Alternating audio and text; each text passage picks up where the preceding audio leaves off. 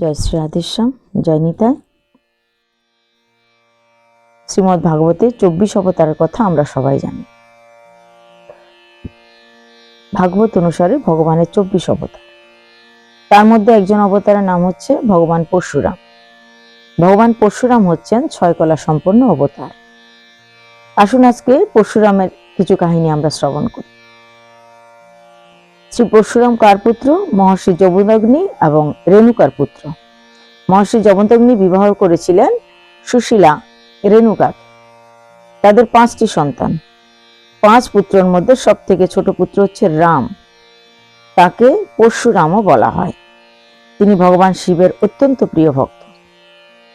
এই পরশুরাম কিন্তু ভগবান শিবকে এবং পার্বতীকে দর্শন করতে গেলেন, আর দর্শনের বিলম্ব হতে লাগলো, কেননা দ্বার রক্ষা তখন কে করছিলেন? দ্বার রক্ষা করছিলেন গণেশ। তাই গণেশের সঙ্গে পরশুরামের বহু যুদ্ধ হয়েছিল। সে কারণে পরশু প্রহার করার ফলে সে পরশু গণেশ একটা দাঁতের উপর নিয়েছিলেন, কেননা ভগবান শিবশঙ্কর সে পরশু তাকে দান করেছিলেন। তাই সে পরশু বা কুঠাল তাকে সম্মান জানানোর জন্য পার্বতী নন্দন গজানন তার দাঁতের উপরেই নিয়েছিলেন সেই পরশুর প্রহারটাকে। তো সেই কারণে পরশুরাম, আমরা তো তাকে জানি পরশুরাম হিসাবে।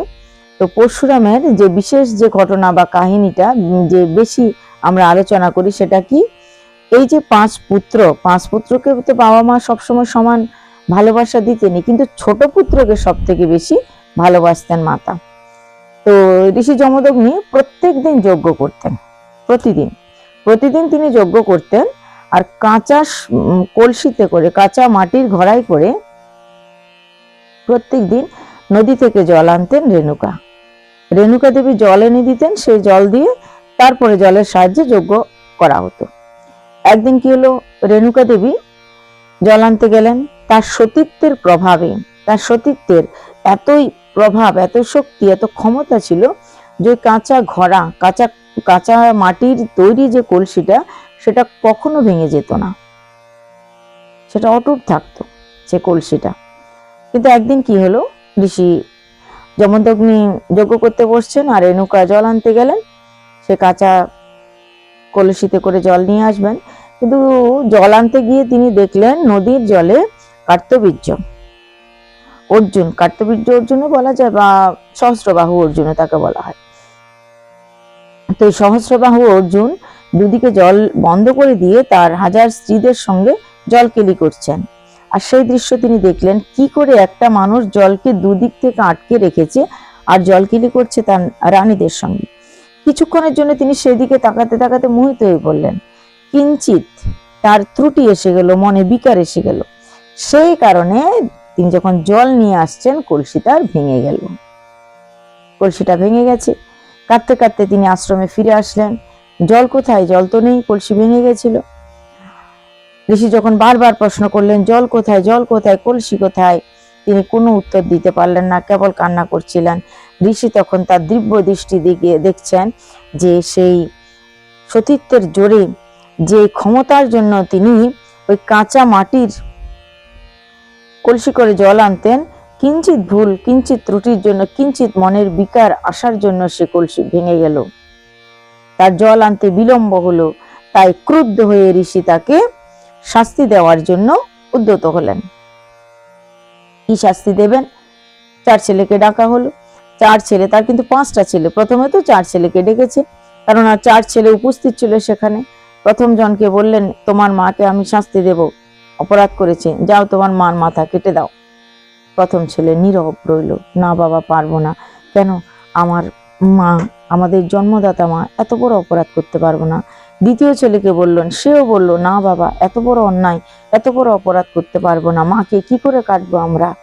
তৃতীয় ছেলেকে বলল, তৃতীয় ছেলেও তাই বললেন। চতুর্থ ছেলেও একই কথা বললেন, বাবা কি করে মারবো, মা আমাদের জন্মদাতা, আমাদের জন্ম দিয়েছেন, কি করে তাকে আমি নিধন করব। অত্যন্ত ক্রোধ হলো যমদগ্নি। তিনি 4 ছেলেকে অভিশাপ দিলেন, তোমরা পাথর হয়ে যাও। পাথরের মূর্তি হয়ে 4 ছেলে দাঁড়িয়ে আছে। কিছুক্ষণের মধ্যে সেখানে উপস্থিত হলেন পরশুরাম।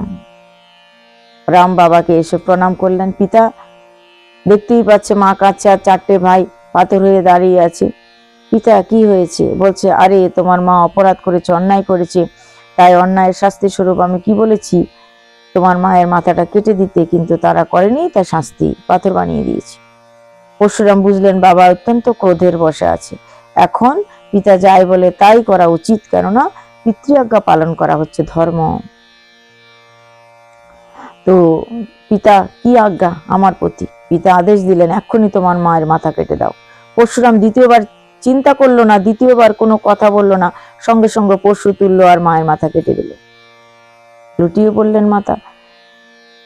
যমদগ্নির ক্রোধ শান্ত হয়ে গেল, জলের মতো। ঋষিরা কেমন? ক্ষণং রুষ্ট ক্ষণং তুষ্ট, অল্পতেই শান্ত, অল্পতেই তারা ক্রোধী হয়ে যায়। একদম সন্তুষ্ট হলো শ্রীরামের প্রতি।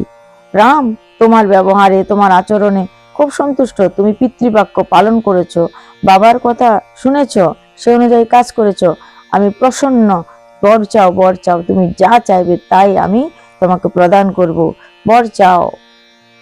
ঋষি এই কথা শোনা মাত্রই পরশুরাম বললেন, পিতা আমাকে বর দিবেন তো আমাকে এই বর দিন, যেন আমার মা আবার বেঁচে উঠে, আমার ভাইরা আবার সুস্থ হয়ে যায়, আবার আগের মতো হয়ে যায়। তবে কৃপা করে এই কৃপা করুন যেন আমার মায়ের এই সমস্ত কথা মনে না থাকে, আমি তার মাথা কেটে দিয়েছি এটাও যেন তিনি বলতে না পারেন, এটা যেন ভুলে যান তিনি যে এরকম একটা ঘটনা ঘটেছে। এই কৃপা করেন। সামর্থ্যবান পিতা পরশুরাম জানতেন তার পিতার মধ্যে সমস্ত শক্তি, সমস্ত সামর্থ্য আছে, নালে কি করে তিনি পাথর বানিয়ে দিয়েছেন ছেলেদেরকে। তিনি দিব্য শক্তিধারী, তাই পিতার বাক্য তিনি পালন করেছিলেন। আর পিতা ও পুত্রকে আশীর্বাদ স্বরূপ সেটা প্রদান করলেন, 4 ভাইকে সুস্থ করে দিলেন, পাথর থেকে মুক্ত করে দিলেন। আর রেণুকা দেবী তার মা আবার জীবিত হয়ে উঠল। কিন্তু তাদের এই 5 জনের কোনো কিছু মনে থাকলো না, কেবল বাবার আর পরশুরামের মনে সব কথা জানা ছিল, তারা সব কথা জানতেন, কিন্তু বাকি 4 ভাই আর তার মা সব কিছু ভুলে গেলেন, কিচ্ছু তাদের মনে রইল না সে সমস্ত কথা। কিন্তু যেটা বিপদ হলো সেটা হচ্ছে এই মাকে বধ করার পরে পরশুরামের হাত থেকে সে কুঠার বা পরশুটা আর হাত থেকে খুলছে না, তার হাতে দিব্য একটা রক্তের রেখা বা একটা চিহ্ন থেকেই যাচ্ছে, কুঠার তো পড়ছেই না হাত থেকে। কি করা যাবে? পিতা বললেন, তুমি বিভিন্ন তীর্থস্থানে যাও, স্নান করো।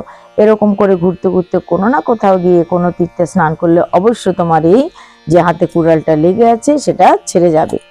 এবার পরশুরাম কি করলেন? তীর্থ ভ্রমণে বেরোলেন। পুরো পৃথিবীর বিভিন্ন তীর্থে তিনি স্নান করতে লাগলেন, তীর্থে তীর্থে গিয়ে স্নান করে পবিত্র হতে লাগলেন, কিন্তু কোথাও গিয়ে তার হাতের পরশুটা হাত থেকে খুলে পড়ছে না, হাতে যেন আষ্টে পৃষ্ঠে বেঁধেই আছে। অবশেষে তিনি ঘুরতে ঘুরতে কোথায় গেলেন? অরুণাচল প্রদেশে। অরুণাচলে গিয়ে তিনি একটা কুণ্ডে স্নান করলেন। এক কুণ্ডে স্নান করার পর যখন তিনি কুণ্ড থেকে উঠলেন তখন তিনি কি দেখতে পেলেন? তার হাতের কুড়ুলটা বা তার হাতের পরশুটা হাত থেকে ছেড়ে গেছে। দিব্য সে কুণ্ড, দিব্য সে পবিত্র জল, দিব্য কৃপাধারী নারায়ণের কৃপা পাত্র সেই জল, ভগবতী দুর্গার কৃপা আশীর্বাদপূর্ণ সেই জল। তাই সেই কুণ্ডে স্নান করার সঙ্গে সঙ্গে পরশুরামের হাত থেকে সেই পরশুটা খুলে গেল।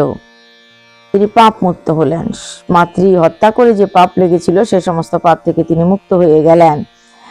খুব ধন্যবাদ দিলেন নারায়ণকে, খুব ধন্যবাদ দিলেন পার্বতীকে, খুব ধন্যবাদ জানালেন তিনি ভগবান শিব শঙ্করকে, তার পিতাকে, তার মাতাকে, সবাইকে তিনি ধন্যবাদ জানালেন, প্রণাম করলেন, আশীর্বাদ চাইলেন। সে কুণ্ড থেকে উঠে আসলেন। আজকে সেই কুণ্ডের ক্ষমতা আরো অনেক বেড়ে গেছে। সেই কুণ্ডের যে জনপ্রিয়তা সেটা আরো অনেক বেড়ে গেছে। সেই থেকে সেই কুণ্ডের কি নাম হলো? পরশুরাম কুণ্ড। এই কথা সবাই এখন মনে করেন যে এই কুণ্ডে এসে স্নান করলে তার সমস্ত পাপ নষ্ট হয়ে যাবে, সমস্ত পাপ থেকে তারা মুক্তি লাভ করবে যে কেউ যদি এই কুণ্ডে গিয়ে স্নান করেন। তাই সেই সময় থেকে এই কুণ্ডের নাম হলো পরশুরাম কুণ্ড। তো আমরা আজকে এই কাহিনী শ্রবণ করলাম, আবার কালকে অন্য কাহিনী শ্রবণ করাবো। আজকে এই পর্যন্তই। জয় নিতাই, জয় শ্রী রাধেশ্যাম।